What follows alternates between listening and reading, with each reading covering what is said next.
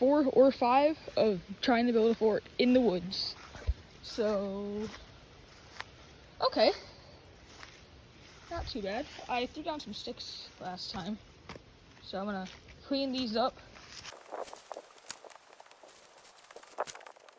Okay, now that we have those moved, let's check the strength of the wall. So for this, I already know it can hold me.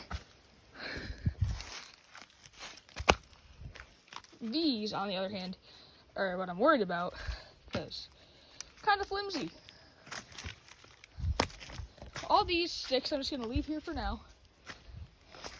And something to stay tuned for, I might, it's not a definite yes, but I might be building a paracord tree net across these 4 trees as a second story. So, have a good day.